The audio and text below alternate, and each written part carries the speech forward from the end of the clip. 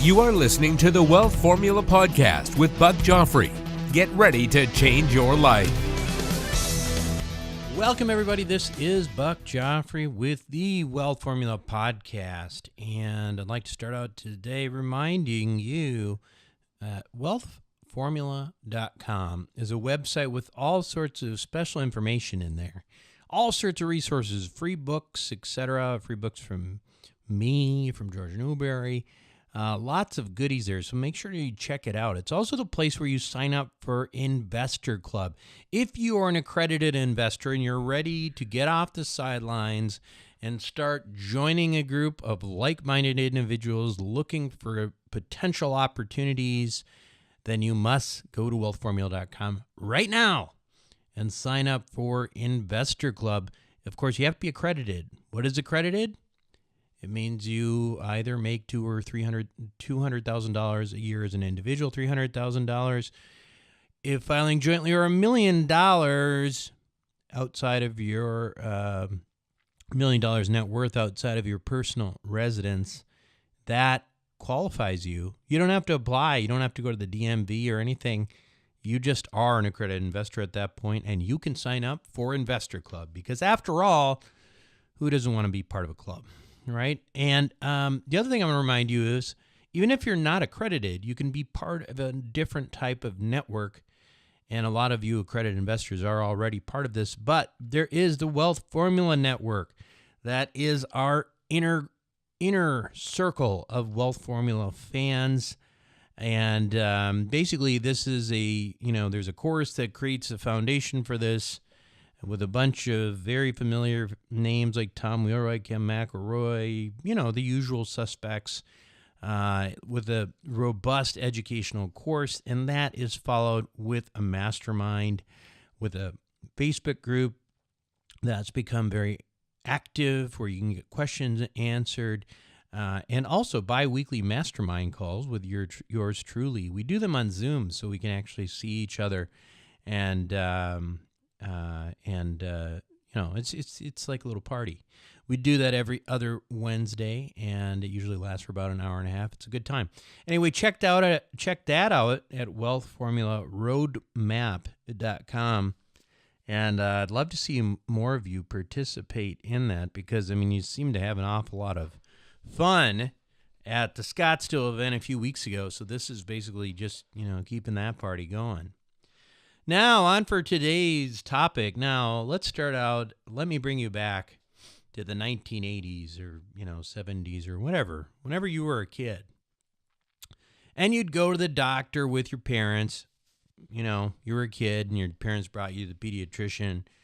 And, everybody looked at the doctor and they kind of held him or her in high esteem. They trusted him or her. And they thought, gosh, that's a person with a lot of integrity, somebody who's smart, somebody who, deserves to have a position in society of a little bit of respect, They wouldn't say things like, he's just doing the test so he can go make some extra money, or he's getting kickbacks from that drug company or vaccine company, and that's why he wants you to do it. Now, these are the types of things that I hear on a regular basis when I go to the YMCA every day. Drives me crazy. I'm sitting in the sauna, and that's what people are talking about. Of course, they don't know that I'm a physician. And sometimes they get me in the conversation, and then I point out, yes, I am a physician, and yes, I actually do believe that doctors are not just out there to screw you. Anyway, doctors and science, and for those of you who are of the healthcare type, this. We are becoming decreasingly popular these days, and it's really from both political extremes. It's just you got people who are let's just say science and medicine, right? So on the science part, you got people who don't believe in climate change. Well, gosh. It's weird out there, folks. The weather's getting really weird. You don't think this is changing? And hey, guess what? Science says there is climate change, and I believe in science. So you may not believe that, but I do.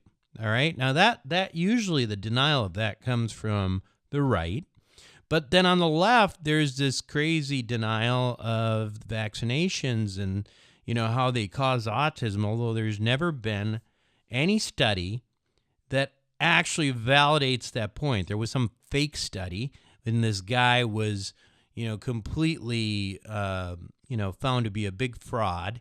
And outside from, the major authority on this anti-vaxxer movement is Jenny McCarthy, a former Playboy model, and I think that one of the, I think it was one of those other shows from the 70s. I can't remember the blonde one. Anyway, so that's from the left, but I should say the left, the most unvaccinated county in the country is Marin County, which is just near San Francisco there. So extremely liberal, and for some reason they don't believe in science either. So it's coming from everywhere. For those of us who are people who believe in science and medicine, listen, a lot of people disagree with us. And on the other hand, let me just point out, it's not just disagreement. You see, these days, it seems like doctors and scientists often are the object of not just disagreement, but of disdain from all over the place. A few months back, I was at a mastermind event. A lot of you know I'm part of a few of those, and this one's for entrepreneurs, and it's a really good group. But the mastermind leader in the room asked how many quote-unquote functional doctors we had in the room. So I'm thinking to myself, wait, do I raise my hand? What's a functional doctor? So I raised my hand and I said, well, I'm a real doctor. Does that count? And of course, you see, you can imagine what kind of,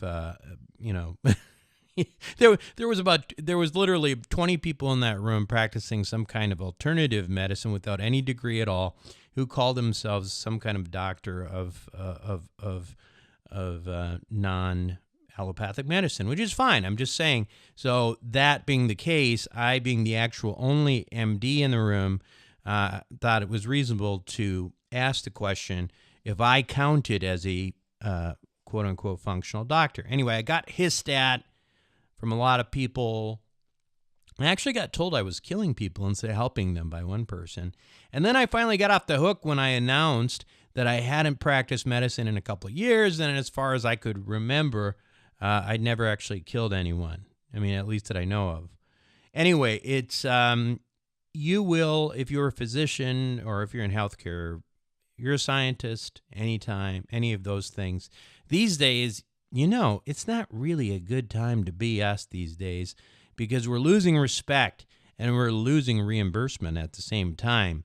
And for those of you sticking it out, and I know a number of you are in insurance-based medicine, you're getting ramrodded every year.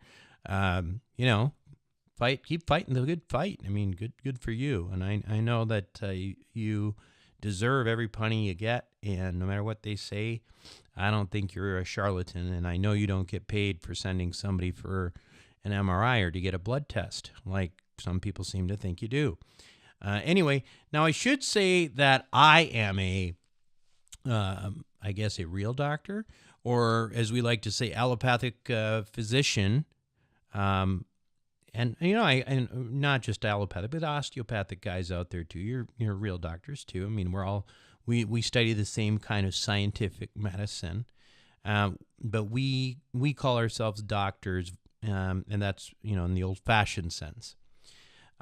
Despite the fact that I'm one of those real doctors, I don't disregard alternative therapies at all. I really don't. I really don't. In my view, if it doesn't hurt you, then give it a try. If it doesn't hurt you, give it a try. I mean, we don't always know why things work until later, and that's just the truth. I mean, take aspirin. Now, I don't know the exact history, but I know that aspirin has been around for well over 100 years. I know it comes from like tree bark, and I'm guessing at some point, someone who was in pain was in so much pain they just felt like they had to bite down on some bark or something, and then they felt better. And the next thing you know, people started using it for pain. and we didn't discover why it worked many, many years later. That's how things work. A lot of times things work and then we discover why they work later. And so I'm not against alternative stuff at all. Another example of that is acupuncture. I mean, acupuncture has been around for centuries, man, right? The Chinese have been doing this forever, and it's been, now it's been proven to be beneficial for a variety of ailments. But in Chinese medicine, it's been for centuries we've known that. But I mean, recently, for example, there was a study, and this is not so recently, but a couple of years ago, showing that acupuncture actually helps people with sinus problems. Now, I got to tell you, I wouldn't have believed it, frankly, until the studies came out, because I don't really kind of necessarily see the correlation. But hey, it works. And if even before a study came out like that, if somebody said, hey, I got this bad sinus problem, people are saying, acupuncture might help. What do you think, doctor? Should I give that a try? I wouldn't say no. No, go ahead. Go give it a try. Absolutely. If it's not going to hurt you and you think it might actually help you, then give it a go. And maybe if it works, maybe even it's a placebo effect, because the placebo effect is real. And so great, you find a placebo that works. So I'm all for it. Anyway, one of the areas right now where there are plenty of non-validated treatments that many people swear by is in the area of chronic pain. And so this week on Well Formula Podcast, we're going to talk to someone who believes he has a novel means of treating chronic pain with greater than 80% efficacy. And if you want to, you can even invest in this project. And that's why this is on this show, because we are ultimately an investing show. We're not a doctor show. Anyway, this was a project that was brought to me from somebody in Wealth Formula Network, and they liked this person. So it's a no-like trust thing, but full disclaimer, I have absolutely nothing to do financially or otherwise with this company. I'm not invested, etc. It's just, it's for educational purposes. Like I have to tell you every time we have somebody who is raising capital, I don't have anything to do with it. I don't make any money. I'm not invested, etc. But anyway, when you come back, you will learn about this new offering that is in this area of chronic pain and how you can potentially get involved when we come back. Welcome back to the show. Today, my guest on Wealth Formula Podcast is Brendan Lundberg, who is co-founder of Radiant Pain Relief Centers. He and his partner, David Farley, who is a Harvard MIT trained physician, set out with a vision to build the safest, most consistent, effective, and appealing solution to the chronic pain epidemic that is probably underappreciated in this world. I can tell you I'm in pain right now. Anyway, Brendan and Dr. Farley opened what is called Radiant Pain Relief Centers, and they opened their first center in Portland, Oregon in February of 2014. And following the success of the first center, they are now laying out a plan for expansion to open new centers in markets, both nationally and internationally. So, Brandon, welcome to Wealth Formula Podcast. Thank you, Buck. I am honored to be here. Well, that's kind of you to say. So, yeah, we were talking earlier. We know a few people in common, and actually, you were referred as a potential guest from one of our Wealth Formula Network members, and so that's always a nice, no like trust thing that we do around here when we get somebody on the show. So, let's talk a little bit about this whole chronic pain thing, which you're involved with. And by the way, I should point out the reason we're talking about this is there's an investment opportunity involved. We're not just talking about this on an investing show just because. But first, Brendan, obviously, you're not a physician per se. How'd you get involved with chronic pain? How has it affected you personally? How did you find this area? It has affected me personally. In fact, I started developing chronic low back pain as a teenager, fit, healthy, active, and kind of unknown as to why I'm experiencing this pain experience in my low back at a young age. And I had an uncle that was a chiropractor. So I get regular adjustments throughout my growing up years, and always felt good and seemed to help resolve the pain, but never fully resolved it long term. Into my 20s, it started to get worse. I ended up I had a sister that went through massage therapy school, and I remember her doing something on me called structural integration, which is very uncomfortable massage. It's really kind of like, fascial work and things. And her commenting that it looked like there was some rotation happening in my hips that was kind of strange, and talking to a sports medicine doctor who thought maybe I was getting some scoliosis or something. And his course of action was meds, watch it, keep moving. At some point, maybe we go in there and put in some rods, keep that back nice and straight. The pain doctors wanted to give me medication and injections, and ultimately go in there and take some sort of surgical intervention towards it. I didn't do those things and just kind of kept living my life. And my career has been spent in healthcare related business. I'm not a physician, as you said, but I've been in healthcare related affairs my entire career, and saw an opportunity to start Radiant. And as we did, and we could talk more about that, but as we did, I got treated there, and I had developed by this point really kind of debilitating sciatica pain down my right leg and into my groin. That pain following our therapy has never returned. Now it's been over 3 years, and feeling much better in that way. And then understanding the neuroscience of pain, which is really fascinating stuff, and really where the science is leading, helped us identify that there's some neurologic deficiency that's causing this. And in my case, the nervous system's job is to keep us alive, which means it needs to see the landscape. It needs to be able to keep us upright. The vestibular system balances us. The touching, feeling senses, and proprioception, which is our orientation in space. So for many chronic pain sufferers, there's some disconnect between one of these sensory inputs and the brain, or the brain's interpretation of that. And that results in the body trying to make some adaptation. In my case, I have a right eye that doesn't like to play ball like it's supposed to. And so I see just fine. So when I go to the eye doctor, I don't, it doesn't get flagged as a bad eye, but I walk around with my right eye kind of disconnected from the world.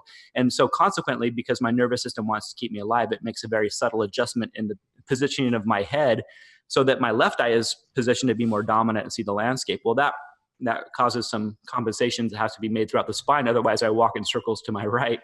And so the result is a manifestation of pain in my low back. So, that's kind of a long story to say there's so much kind of going on here. Our therapy is safe and effective, and I can't wait to talk about it, because there's certainly... Let's back up. Let's back up a little bit. And I would be remiss if I didn't try to drill down on this a little bit. I don't know if you know my background is as a neurosurgeon.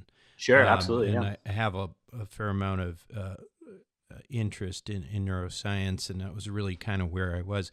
You said a bunch of different things, and I know it's very.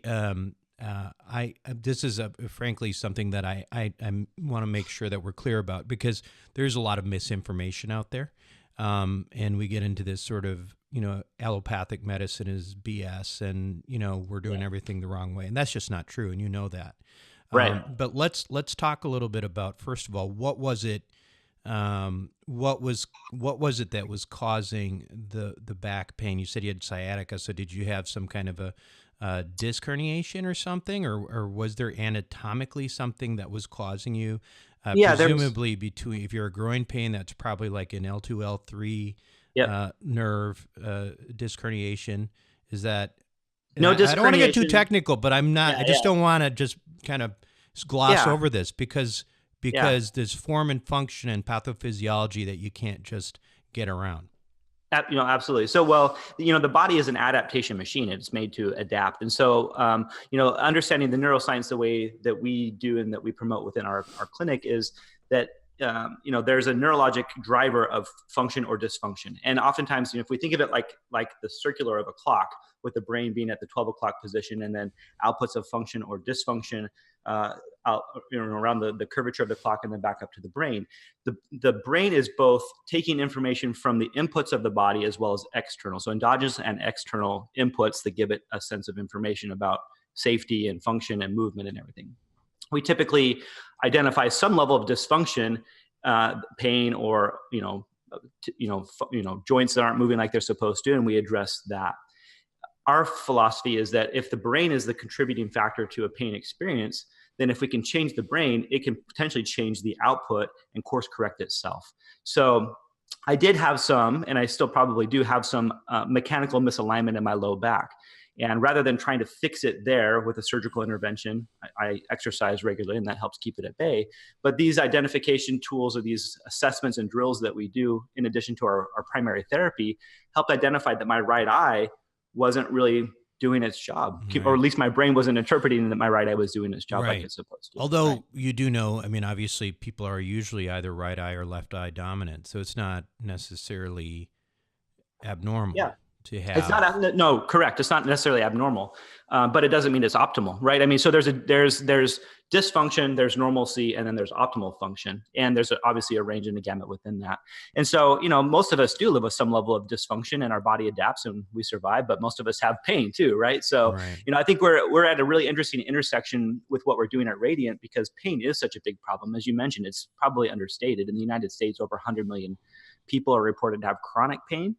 Right. And, that's more than cancer, diabetes, and cardiovascular disease combined. So it's a big population of people that are, hurting on a pretty regular basis. And many of them feel baffled and betrayed by these bodies that, are hurting. And in many cases, their doctors haven't been able to help them identify or resolve it. And it's kind of inexplicable as to why it hurts. So you talk about, there's a difference between, I think, a clearly identifiable anatomical purpose for pain. In your case, perhaps it was a, L2, L3 disc herniation, which, 90% of the time that pain's going to go away on its own about, within about 6 weeks.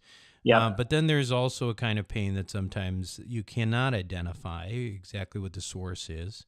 And I presume you're kind of focusing more on that. Is that right? Or That's absolutely right. Okay. Yeah, we look at pain as a protective function. If you have your hand on the hot stove, or you've broken a bone, or you have cancer growing in your tissue, Sure. you want to be feeling pain because it's going to get your attention. You're going to seek care, and it's going to get resolved, hopefully. Got it. In chronic pain, though, we define chronic pain as pain that's been present longer than is appropriate. As you mentioned, 6 weeks or so, tissue should heal. The pain should subside. It's no longer necessary in most cases. So when it's lingering longer, or when the pain is growing disproportionate to a cause, or in some cases there's no cause, like fibromyalgia for many people is kind of an inexplicable pain experience that's happening Sure. and growing over Sure. time. This is a non-productive type of pain experience. It's not serving the person. It's just literally a pain. And it could actually be causing further problems, because if they're hurting, likely they're moving less than they otherwise would, which would probably, incline them to gain weight. Their sleep is likely disrupted. And that combination of factors creates many other comorbidities and problems. And then most of us just pop pills. And so the pills then inevitably, we become dose tolerant to them. We have to keep upping the dosing, and inevitably there's some sort of, chemistry change in the body or side effect that starts to happen, or addiction, or a combination of these things. And, we have obviously this very omnipresent opioid addiction epidemic that's kind of in the news. Sure. And so, we just feel really fortunate to have a therapy that's, very safe, very effective. Let's talk a little bit about, so you met up with Dr. Farley. Yep. And he is a physician. He is a medical doctor. Yeah. Again, trained at Harvard and MIT. Yeah. What kind of physician is he? What specialty is he? He's a family medicine doctor, and he would tell you, much to the chagrin of his instructors and professors and colleagues at Harvard and MIT, he chose to go into family medicine after doing some residencies, and has been in clinical practice for about 30 years here in the Portland area. Got it. And so tell me about the actual treatment. Let's, if you're talking about treating, I guess, in a non-pharmaceutical way, what's the novel treatment that you're proposing with this? Yeah. So again, with the philosophy and understanding of the most recent neuroscience, is that pain is neurogenic. It's driven from the brain, experienced in the tissue. And again, in the short term, it's protective. In the long term, it's not so protective. And the brain essentially becomes habitualized or wired to kind of expect and perpetuate the pain phenomenon in a way that's no longer serving a protective function.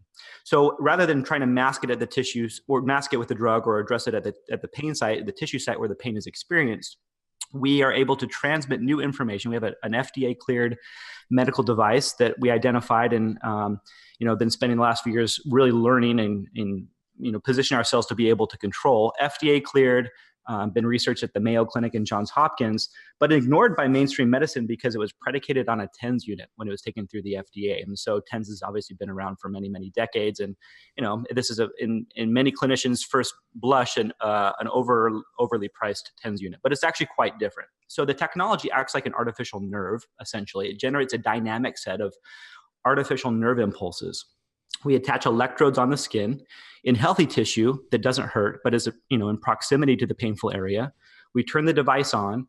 We begin to generate those impulses from the technology through the wires of the machine up through the peripheral nerves, through what is called the C fibers of the nervous system, then in through the CNS and into the brain. The brain receives these impulses and begins to interpret them essentially as an endogenous or a natural self-generated message, and it begins to ease the pain experience. What happens is that the messaging coming out of the device is dynamic and changing. So the brain doesn't become tolerant to it. It has to kind of respond to this. And this helps break up these neurotags or these associations or wirings that are perpetuating the pain experience. It begins to break those up, and the brain is able, through neuroplasticity or its ability to learn, it's able to create a more normalized perception of pain. We give the first treatment for free because in many cases it's pretty profound after some education about what we're doing and how we do it and why we do it. And then to give, the experience of it, the relief that many clients see is pretty profound. But it's really a process of repetition and exposure in order to change the brain and help to restore the brain back to a more normal pain experience. So, you mentioned something, and I'd like to kind of focus on it again because as putting my physician hat on and neuro guy back on, a transcutaneous electrical nerve stimulation unit, which is a TENS unit, as you discussed. Yep. It works essentially the way you're describing. It's a tingling, buzzing sensation on your skin, drives up sensations into your, ultimately through your peripheral nervous system up into your brain, blocks or suppresses pain messages to your brain. It can also stimulate, the body to produce higher levels of our own natural painkillers, like endorphins, et cetera. So tell me, and tell all the doctors out there too, because we're all wondering the same thing. How is this different? Yeah, well, that's a great question, and it is significantly different. It's different in both the output, the intensity, the waveform, and the dynamics of the impulse that's happening. Again, it's not a static message; it's a dynamic and changing message, which is all important. Also, the way that it's administered on the body. So again, we don't. A TENS unit is typically placed in the painful area. You're creating an analgesic experience because you're creating a new sensation in that area that's being experienced as pain.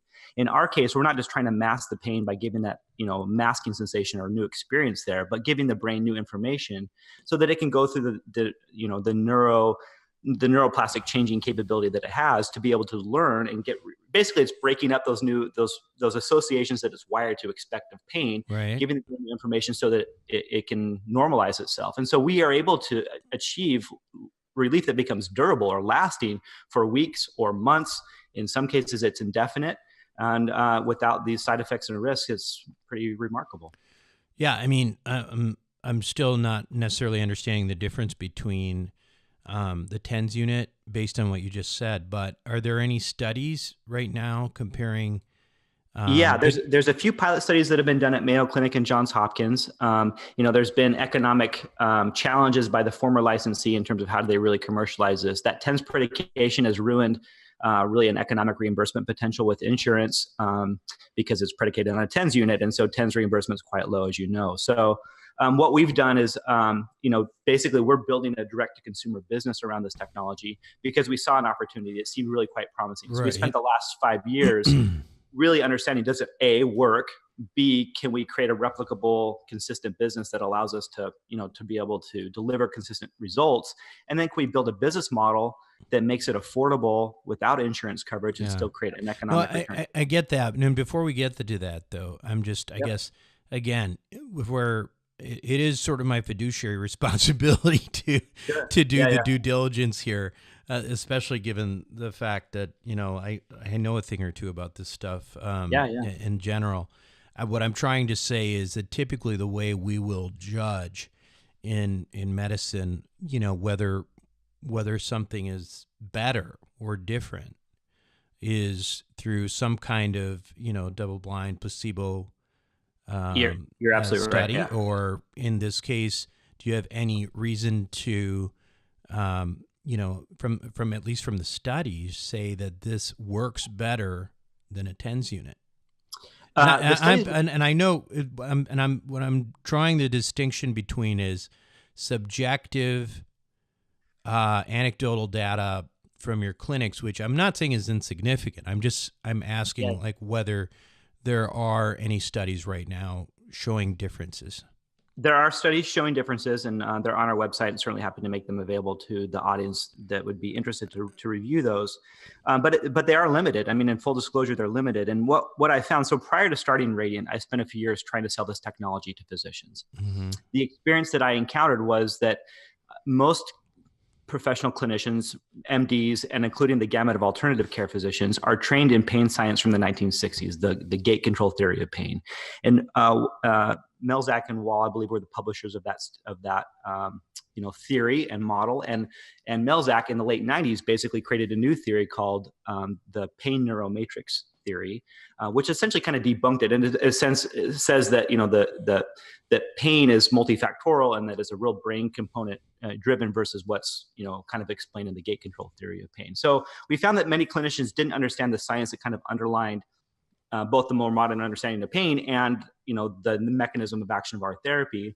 There was an economic disincentive in many cases for them to adopt this therapy because it's very costly. One device at retail is over $100,000 and there's no viable reimbursement. So that's an economic challenge. And then you have an opportunity cost because, there's other resources that you have that are built into your practice and to redirect those into something that is hard to, figure out how do you price and command a reasonable value to.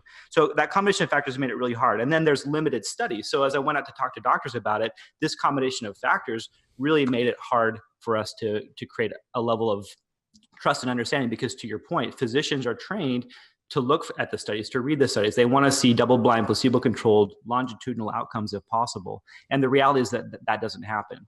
But the therapy does work really remarkably well. And having personally spent about a decade in the hearing aid industry, hearing aids are not covered by insurance. They're not cheap. An average sale price for a set of hearing aids is about $7,000 or $8,000. I thought, well, if this technology really does work and people are willing to spend money, and I think you worked also as a cosmetic surgeon for a while as well, so people are willing to spend money for things that are important to them if they see the value and understand it.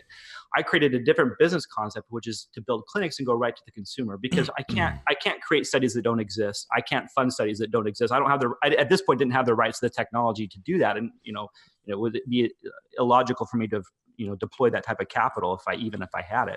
So I said, let's just see if we can create a consumer appeal that makes this work. And so what we've done is, the last 5 years, we've really been in the learning mode.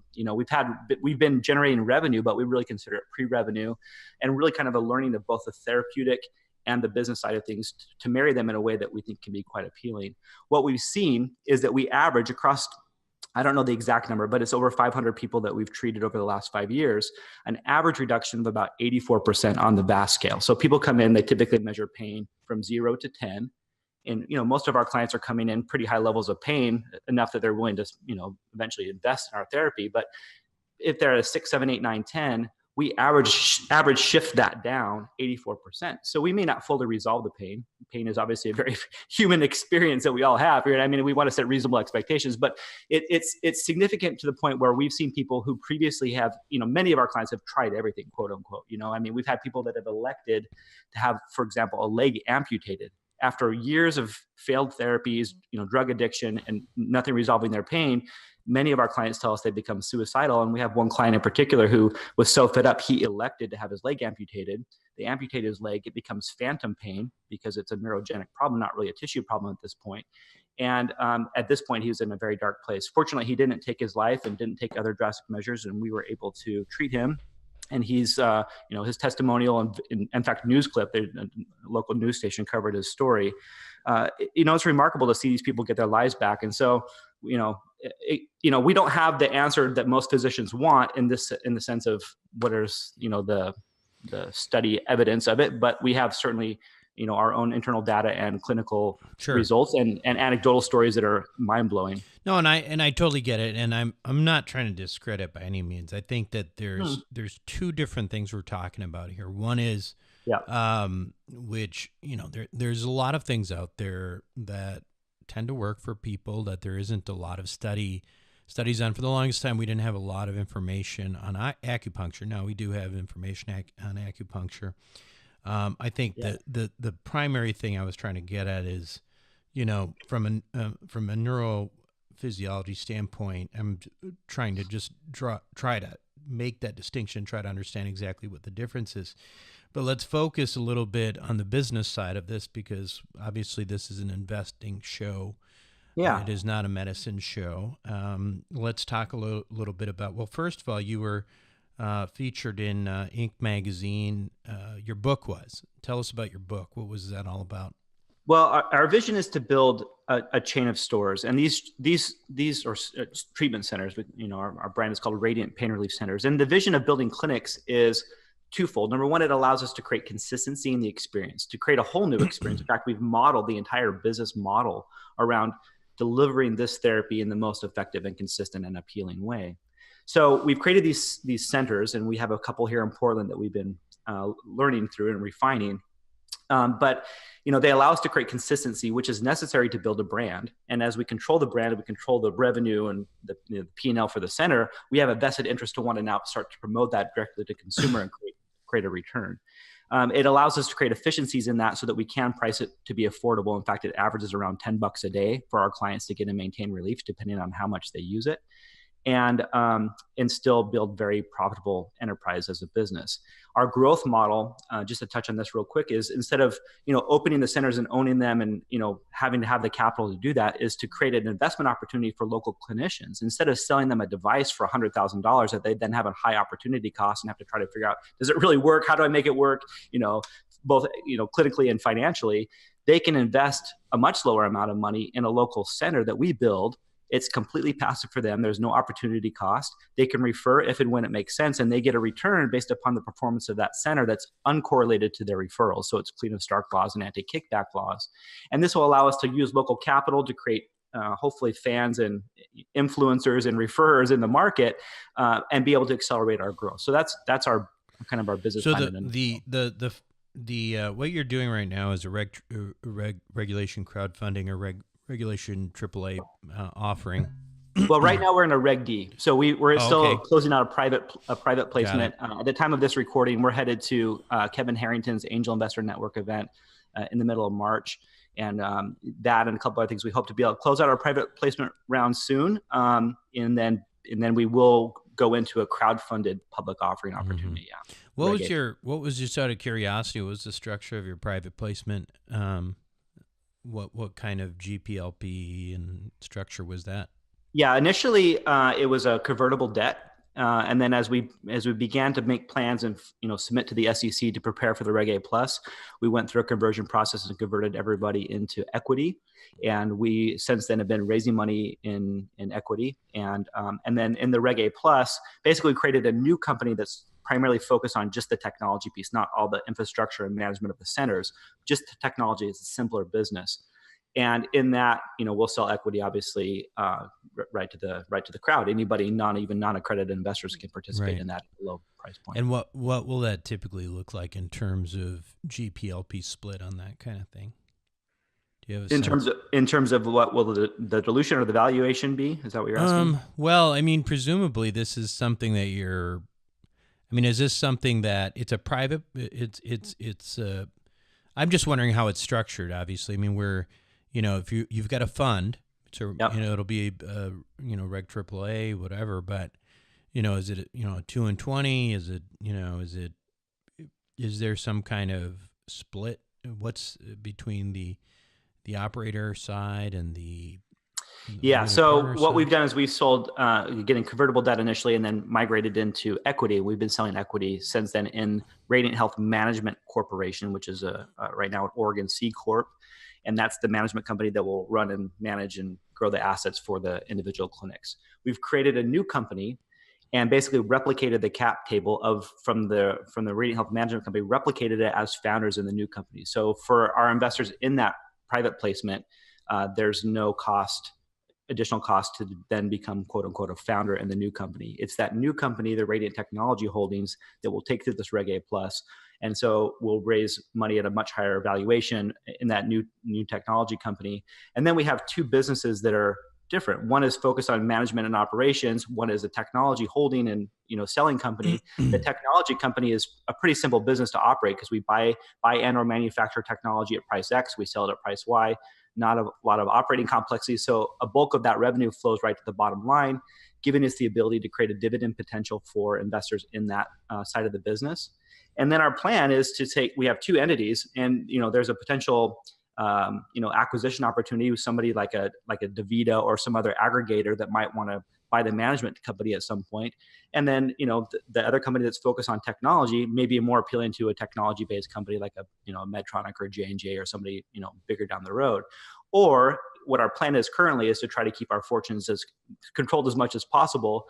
Ultimately, once we've grown the company over a couple of years period of time, merge those back together. So there's going to create a partial liquidity event for the shareholders in Radiant Health Management Corp. Merge those companies back together and then uplist on an exchange and take the company, public through an IPO. That's probably about 3 years down the road. Got it. And tell me, you've got the Oregon, the shop in Oregon. Yeah. How's that one doing? Therapeutically, it's doing phenomenally well. From a business standpoint, we're right on track with our key performance indicators. So we've had basically a pilot operation. We're now able to grow those to full capacity, and we're going to be opening a new center in Boston here in about 90 days, Los Angeles to follow. Are you profitable in Oregon? We're not net profitable, but we are seeing the KPIs that would indicate as we grow scale, we'll hit profitability. So, and that one's been about 3 years. What's your KPIs? Where do they predict profitability? Yeah, so a single center takes about $500,000 to capitalize and open, and it should grow. And I'll talk about our revenue model because we've really refined that revenue model to make it an appealing aspect to our clinical business too. But a single center will grow to over about 2.5 to 3 year period of time as it hits maturity, about $1 million in top line revenue, and net about 35% EBITDA profits out of that center. Yeah. Okay. Great. Yeah. Well, listen, it was good talking to you, and definitely. Good luck. How do we learn more about the business and potentially get involved with the offering if it's something that people are interested in? Yeah, thank you, Buck. Well, we'd love to chat with anybody, clinicians or non-clinicians. I mean, pain is a really significant problem, and the opioid addiction epidemic obviously makes this pretty urgent. So, if you're interested, the best place is to go to a simple landing page that we have at radiantrelief.com.